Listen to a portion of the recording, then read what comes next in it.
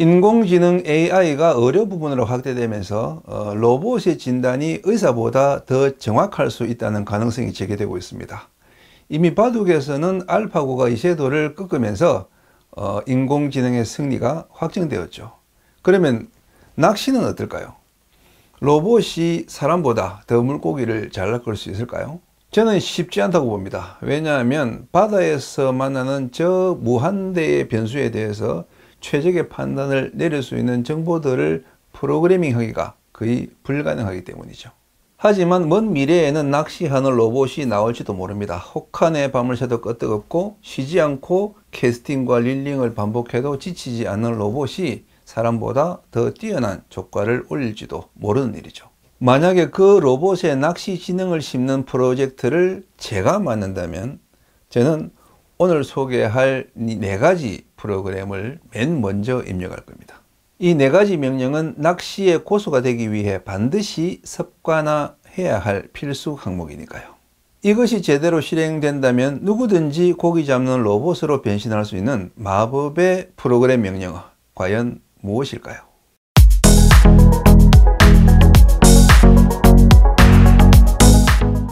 프로그래밍 1. 캐스팅 순간 미끼 이탈과 채비 엉킴을 확인하라.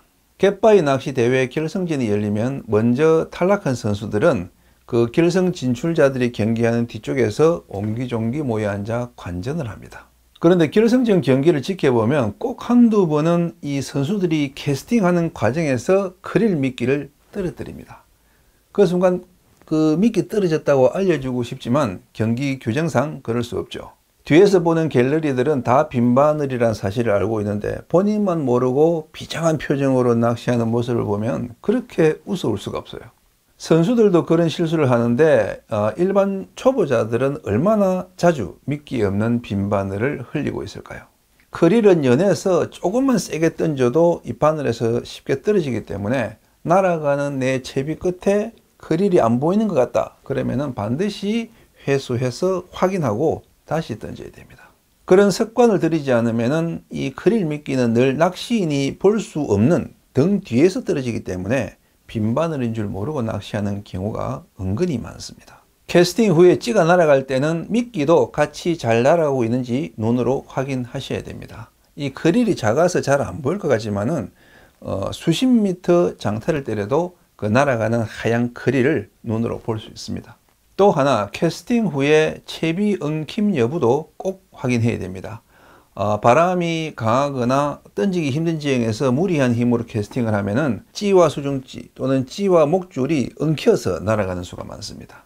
그러면 엉켰는지 안 엉켰는지 어떻게 알 수 있을까요? 찌가 날아갈 때 이 구멍찌의 빨간 찌톱이 내 눈에 선명하게 보이면은 수중찌가 앞에 그리고 찌는 뒤에 그렇게 정상적으로 비행하고 있는 겁니다. 하지만 날아가는 이 수중찌가 눈에 보이거나 또 구멍찌의 이 어두운 하단 부분이 내 눈에 많이 보인다면 99% 채비가 엉킨 겁니다. 또 찌와 수중찌가 이렇게 빙글빙글 돌면서 날아가는 것도 엉킨 상태입니다. 그리고 1.5 이상의 고부력찌를 쓰면 엉킴 여부를 더 쉽게 알 수 있습니다. 캐스팅 직후에 그 팽팽하게 잡았던 원줄을 살짝 풀어주면 그 1.5 이상의 그 무거운 수중찌는 빠르게 원줄을 끌고 내려가면서 그 느슨해졌던 원줄이 다시 팽팽해집니다. 그런데 만약에 그 풀어진 원줄이 팽팽해지지 않고 그대로 있다, 그러면은 찌 밑에 수중찌가 엉켜서 안 내려간다는 뜻입니다. 하지만 제로나 비부력의 찌를 쓸 때는 밑채비가 가볍기 때문에 이런 원줄의 풀림으로 그 엉킴 여부를 판별하기는 어렵습니다. 그때는 찌 밑에 이 형광색 찌 멈춤봉을 유심히 보면 됩니다. 찌에서 이 찌 멈춤봉이 떨어져서 이렇게 이제 깔아앉기 시작하면 엉키지 않은 것이고, 한 20-30초가 지났는데도 그대로 찌에 붙어 있다, 그러면은 엉킨 겁니다. 캐스팅 직후의 미끼 이탈과 채비 엉킴 판별은 장타 낚시나 본류 낚시에서는 더 중요합니다. 자칫하면 빈바늘이나 엉킨 채비를 장시간 흘리는 그런 헛수고를 하게 되니까요. 프로그래밍 2. 끊김없이 기계적으로 밑밥을 품질하라. 밑밥은 낚시에서 투자 개념입니다. 투자란 장기적인 비전을 보고 지속적으로 해줘야죠. 1시간 동안 뿌려보고 입질이 없다고 포기하는 품질은 투자가 아니라 단기 수익을 노린 투기에 가깝습니다. 그런데 꾸준한 밑밥 품질이 사실은 좀 귀찮습니다. 특히 멀리 던지는 그 장타낚시 품질은 더 힘들죠. 그래서 이 품질하는 행위 자체의 재미를 느끼는 게 중요합니다. 고성능의 밑밥 주걱이 그래서 필요한 거죠. 던질 때 밑밥이 샤프하게 날아가고 장시간 그 품질을 해도 필요하지 않은 좋은 쏠체를 가지고 있으면은 아무래도 이 밑밥을 뿌리는 그 행위를 자주 하게 되어 있습니다. 미끼를 바늘에 깨면은 캐스팅 직전에 습관적으로 두세 주걱, 그리고 캐스팅하고 나면은 그 직후에 또 두세 주걱, 그리고 뒷줄을 사리고 습관적으로 두세 주걱, 이런 식으로 품질이 습관처럼 이루어져야 됩니다. 낚시하다가 생각나면은 문득문득 하는 그런 품질이 아니라 마치 무한반복 품질 프로그램이 입력되는 로봇처럼 기계적이고 무의식적인 그런 품질이 이루어져야 됩니다. 밑밥 잘못 뿌리면 고기를 쫓는다느니, 조류에 맞지 않는 품질은 오히려 독이 된다느니, 이런 말들이 그 품질을 주저하게 만들지만 잘못 뿌린 밑밥도 안 뿌린 밑밥보단 낫습니다. 왜? 밑밥은 어디에 뿌리든 일단 물속에 들어가면 물고기들을 흥분시키기 때문이죠. 잡어가 많을 때는 밑밥에 잡어들이 구름처럼 모이드니까 밑밥을 뿌리면 안 되는 것 아닌가 불안합니다. 하지만 그 밑밥이 잡어를 뚫고 내려가지 못해도 잡어들의 반응 자체가 밑에서 지켜보는 그 대상의 호기심을 자극하기 때문에 간접적 밑밥 효과는 분명히 있습니다. 저는 감성돔 낚시에서도 12cc나 9cc 작은 컵을 씁니다. 한정된 밑밥을 소량씩 더 자주 뿌려주기 위함이죠.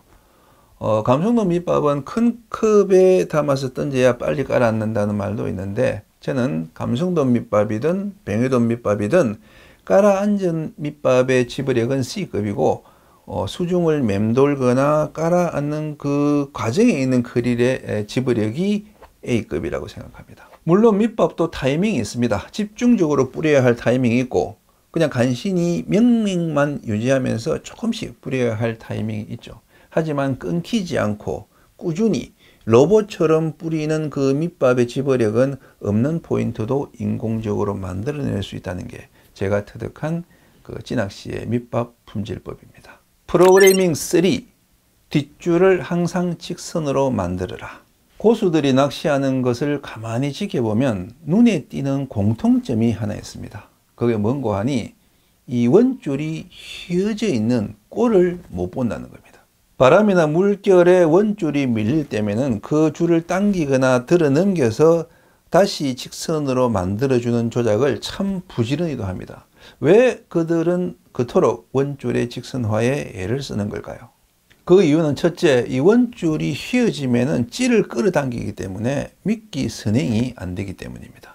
찌낚시에서는 찌보다 미끼가 앞서가야 되고, 그러기 위해서는 이 찌가 원줄의 간섭을 받아서는 안 됩니다. 미끼의 선행이 이루어져야 이 미끼가 생동감 있게 움직여서 빠른 입질을 유도하고 또 찌의 의신이 선명하게 전달됩니다. 둘째, 찌 매듭이 없는 전유동 낚시를 할 때 원줄이 휘어지면은 그 줄이 이 구멍을 통해서 잘 내려가지 않기 때문입니다. 반유동 매듭 낚시를 할 때도 원줄이 휘면은 그 찌를 끌어당겨서 조류의 바깥으로 끌어내버립니다. 즉 미끼가 원활하게 내려가고 또 찌가 조류를 제대로 탈 수 있게 하려면은 원줄은 항상 직선에 가까운 상태를 유지해야 됩니다. 특히 겨울에는 바람과 파도가 세기 때문에 원줄이 더 많이 휘어지는데, 이때 원줄을 직선으로 펴주는 요령은 두 가지가 있습니다. 첫째, 바람이 불 때는 대 끝을 물속에 담가서 그 원줄을 물속에 깔아앉혀 주고, 그리고 둘째, 파도가 칠 때는 오히려 대를 들어서 그 파도에 밀리는 원줄을 그 수면 위로 띄워주는 그런 조작을 통해서 직선화할 수가 있습니다. 그리고 그 과정에서 자연스럽게 입질을 촉진하는 효과가 나타나는데, 그게 뭘까요? 그렇죠. 견제, 유인, 줄을 당기는 그 순간의 조작이 미끼의 액션으로 나타나면서 감성돔의 입질을 유도하는 결과를 낳게 됩니다. 그런데 원줄을 직선으로 만든다는 게 말처럼 쉽지는 않습니다. 바람에 밀리는 줄을 직선으로 만들려고 당기면은 찌만 자꾸 앞으로 끌려오기 일쑤죠. 그래서 지난 14편 강의 뒷줄 견제에서 말씀드린 것처럼 던질 때 직선 착수가 최우선적으로 이루어져야 되고, 자전 견제에도 찌가 끌려오지 않도록 크고 부력이 센 찌를 사용하는 것이 유리합니다. 북서풍이 점점 강해지는 초겨울, 아직 뒷줄 조작이 서툰 분들은 1호 이하의 저부력지보다 1.5호나 2호 이상의 고부력지를 사용하시면 원줄의 직선화를 좀 더 쉽게 만들어낼 수 있습니다. 프로그래밍 4. 투척거리 안에서 조류를 찾아라. 찌낚시에서 입질을 받으려면 찌가 흘려야 됩니다. 흐르지 않고 머물러 있는 찌에는 감성돔이 입질하지 않습니다. 그래서 감성돔을 낚으려면 찌가 흐를 수 있는 조류를 찾아야 됩니다. 내 앞에 조류가 없으면 찌를 30m, 40m 던져서 흘러가는 조류를 찾거나, 아니면 발품을 팔아서 조류가 강한 곱부리로 나가보거나, 이동마저도 불가능하면 그 조류가 살아나는 물때가 오기를 기다려야 됩니다. 사실 낚시하는 입장에서는 찌가 멀리 흘러가지 않고 내 눈에 잘 보이는 것에 동동거리고 떠 있으면 마음도 편하고, 채비 조작하기도 좋고, 밑밥과 동조시키기도 쉽습니다. 하지만 불행히도 이 감생이라는 녀석은 낚시인이 편한 꼴을 못 보는 놈이에요. 그래서 악착 같은 헬스 트레이너처럼 흘리고 던지는 고된 PT를 자꾸 시킵니다. 그게 싫어서 생활 낚시로 전향하는 분들도 많아요. 갯바위 낚시터는 고속도로라고 생각하세요. 찌를 던졌을 때 원활하게 흘러가야 정상이고, 정체되어 있으면 문제가 있는 겁니다. 찌가 내 눈앞에서 천천히 가다 서다를 반복하고 있으면 마음이 전혀 평화롭지 않고 자꾸만 답답해지고 뭔가 정체가 뚫린 구간을 찾아서 갓길로라도 빠지고 싶은 그런 심리 상태가 습관처럼 프로그래밍 되어 있어야 됩니다. 그렇다고 매번 본류대를 찾거나 장타 낚시만 하라는 건 아닙니다. 조류는 이 아장아장 그런마 속도로 흘러가 주는 게 최상입니다. 감성돔은 빠른 조류보다 그 정도 조류에서 잘 낚입니다. 하지만 그런 조류마저 없다. 그러면은 빨리 그 상황에서 벗어나야 됩니다. 조금만 멀리 던지면은 낚시하기 좋은 멋진 조류가 흐르고 있는데 그냥 발 앞에 찌를 던져놓고 시간을 허비하는 낚시인들이 정말 많습니다.